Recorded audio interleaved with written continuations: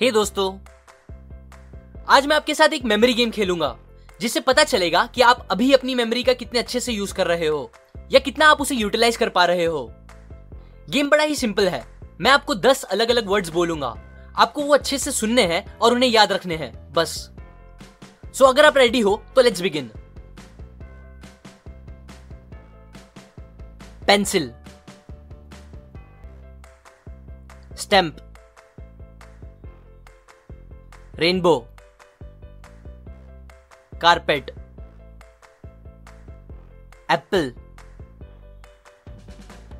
Kock, planet, magazine, gold, watch. अब इस video को पॉज करो और फिर याद करो आपको टोटल 10 में से कितने वर्ड्स याद हैं। डन? ओके। सो अगर आप मेरी तरह एक एवरेज इंसान हो तो आपको 5 से 7 वर्ड्स याद होंगे, और ये भी मुश्किल है कि आपको वो करेक्ट ऑर्डर में याद होंगे। मैंने जब पहली बार ये ट्राई किया था तो मुझे बस 5 वर्ड्स याद थे। अब ये बात थोड़ी अजीब है क्योंकि हम सबको पता है कि हमारा ब्रेन इससे बहुत ज्यादा डेटा स्टोर करने की कैपेबिलिटीज रखता है। इनफैक्ट एक स्टडी से पता चला है दैट हमारा ब्रेन एस्टिमेटेड 2.5 पेटाबाइट्स तक का डेटा स्टोर कर सकता है। अगर आपको नहीं पता तो बता दूं, 1 पेटाबाइट मतलब 1024 टेराबाइट्स होता है और 1 टेराबाइट 1024 गीगाबाइट्स होता है, जिसे हम शॉर्ट फॉर्म में जीबी बोलते हैं। 2.5 पेटाबाइट्स कितना ज्यादा होता है ये और क्लियरली समझने के लिए बताओ तो, अगर आप इतने डेटा का एक वीडियो जो टीवी क्वालिटी का होगा उसे देखना चालू करोगे और कंटिन्यूअसली उसे देखते ही रहोगे तो भी आपको वो वीडियो पूरा देखने में 300 साल लग जाएंगे। इतनी ज्यादा कैपेबिलिटीज हमारा ब्रेन रखता है। बट फिर ऐसा क्यों है कि जब हमें 10-20 अलग अलग वर्ड्स दिए जाते हैं या नंबर्स या पैराग्राफ तो वो हमें इजीली याद नहीं रह पाते, या याद हो भी जाते हैं तो उसे हम बहुत जल्दी भूल भी जाते हैं। इसका रीजन ये है कि मोस्टली हमारा उन चीजों को याद करने का तरीका और टेक्निक सही नहीं होती। ज्यादातर लोग चीजों को रट्टा मार के या बार बार पढ़ के याद करने की कोशिश करते हैं, लेकिन रियलिटी तो यह है कि हमारा ब्रेन इन तरीकों से चीजों को याद रखने के लिए बना ही नहीं है, और ना ही ऐसे वो किसी भी मेमोरी को ज्यादा टाइम तक स्टोर रख पाता है।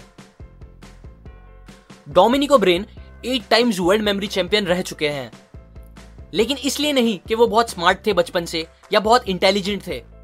इनफैक्ट वो तो एक पुअर स्टूडेंट थे जिन्हें डिस्लेक्सिया भी था। फिर भी वो मेमोरी चैंपियन बने क्योंकि उन्हें अपने ब्रेन को चीजें सिखाने और याद रखने के प्रॉपर प्रिंसिपल्स और टेक्निक्स पता थे। अभी मैं आपको उनमें से ही कुछ प्रिंसिपल्स बताऊंगा जिसकी हेल्प से आप भी डोमिनिक या किसी भी दूसरे मेमोरी चैंपियन की तरह चीजें इजीली याद रख सकोगे। Principle number 1, imagination. William James ने अपनी बुक में बताया है कि इमेजिनेशन और मेमोरी एक दूसरे से स्ट्रांगली कनेक्टेड है। एग्जाम्पल, अगर मैं आपको बोलूं कि आप अपनी लाइफ की कोई भी पुरानी अच्छी बात मुझसे शेयर करो, तो आप वो मुझे बताने के लिए पहले उस एक्सपीरियंस को दिमाग में इमेजिन करना स्टार्ट करोगे और फिर मुझे वो इजीली बता दोगे अगर आप वो इजीली इमेजिन कर पा रहे होगे तो। अलग वर्ड्स में कहूं तो आप जो चीज अच्छे से इमेजिन कर सकते हो आप वो चीज इजीली याद भी कर सकते हो। जब मैंने आपको वो 10 वर्ड्स याद करने बोले तब मेरी तरह ज्यादातर लोगों को वो सारे वर्ड्स याद नहीं हुए होंगे, और अगर कुछ लोगों को याद हो भी गए होंगे तो वो ज्यादा टाइम तक दिमाग में नहीं रहेंगे क्योंकि उन वर्ड्स के साथ हमने ज्यादा इमेजिनेशन नहीं जोड़ी होगी।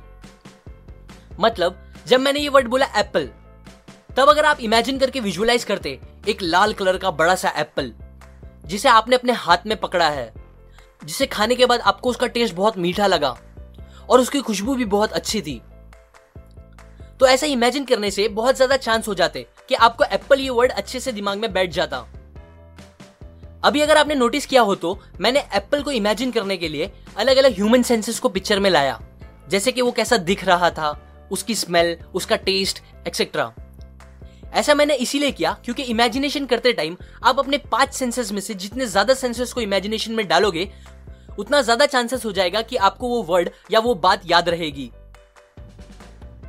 Principle number 2, association.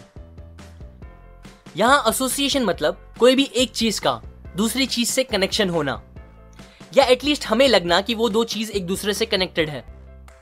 एग्जाम्पल, कभी कभी हम कोई एक चीज देखते हैं या सुनते हैं तो हमें उससे रिलेटेड बहुत सी दूसरी चीजें याद आने लगती हैं। ऐसा होता है क्योंकि हमारे दिमाग को एक दूसरे से कनेक्टेड चीजें जल्दी याद होती हैं और बहुत अच्छे से याद रह जाती हैं। लेकिन जब हमें चीजों के बीच में कनेक्शन नहीं दिखता तो हमें वो याद करने प्रॉब्लम होती है। फिर से सेम एग्जाम्पल, जब मैंने आपको वो 10 वर्ड्स बोले तो वो एक दूसरे से अलग अलग थे, इसीलिए आपको वो अच्छे से याद नहीं रह पाए। पर अगर मैं ऐसे वर्ड्स बोलता जिनके बीच में आपको इजीली कनेक्शन मिलता तो आपको वो इजीली याद भी रहते। जैसे कि अगर मैं पेंसिल के बाद बोलता इरेजर, रूलर, शार्पनर एक्सेट्रा, तो ये वर्ड्स आपको जल्दी याद होते, क्योंकि ज्यादातर लोग इनके बीच में इजीली कनेक्शन और लिंक देख सकते हैं। सो अगर हमें अलग अलग चीजें याद करनी है तो हमें इमेजिनेशन का यूज करके उनके बीच में एसोसिएशंस बनाने चाहिए। ये दो प्रिंसिपल्स इमेजिनेशन और एसोसिएशन का यूज करके एक टेक्निक बनती है जिसे स्टोरी मेथड कहते हैं। इस टेक्निक का यूज करके हम अपनी मेमोरी कैपेबिलिटीज को बहुत ज्यादा बढ़ा सकते हैं। और ये प्रैक्टिकली देखने के लिए अब हम फिर से कुछ वर्ड्स को याद करने वाला मेमोरी गेम खेलेंगे, लेकिन इस बार हम उन्हें नॉर्मली याद नहीं करेंगे बल्कि इस स्टोरी टेक्निक से याद करेंगे और देखेंगे हमें कितने डिफरेंट रिजल्ट्स मिलते हैं। आप अपनी आंखें बंद रख के भी ये ट्राई कर सकते हो।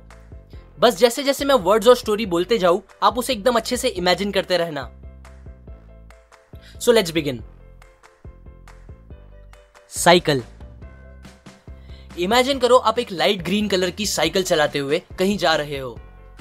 पेडल मारते हुए आपको ठंडी ठंडी हवा फील हो रही है और काफी अच्छा लग रहा है क्योंकि ये साइकिल एकदम फ्री और कंफर्टेबल है। चॉकलेट। अब साइकिल चलाते चलाते आपको भूख लगने लगती है, सो आप पास की दुकान पे जाके अपनी फेवरेट चॉकलेट का पैकेट लेके उसे खाने लगते हो।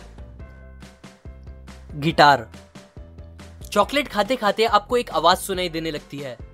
जब आप गौर से सुनते हो तो आपको समझ आता है कि यह आवाज गिटार बजने की है और वो गिटार से निकलती आवाज आपको इतनी अच्छी लगती है कि आप उसके पीछे जाने लगते हो।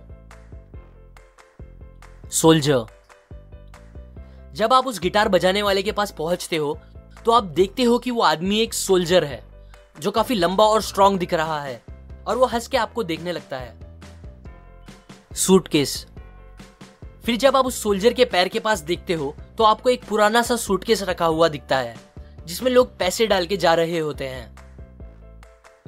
नेकलेस। तभी एक औरत वहां आती है। उसे उस सोल्जर का टैलेंट इतना पसंद आता है कि वो अपना चमकता हुआ नेकलेस जिसमें एक डायमंड लगा होता है उसे निकाल के सूटकेस में डाल देती है। फुटबॉल। जैसे ही वो नेकलेस डाल के जाने लगती है उसे जोर से आके एक फुटबॉल लगता है। किड्स। फिर जब आप देखते हो कि फुटबॉल कहां से आया तो आपको पास में ही कुछ किड्स दिखते हैं जो अलग अलग गेम खेल रहे होते हैं। आपको समझ आ जाता है कि वो बॉल वहीं से आया होगा। मास्क।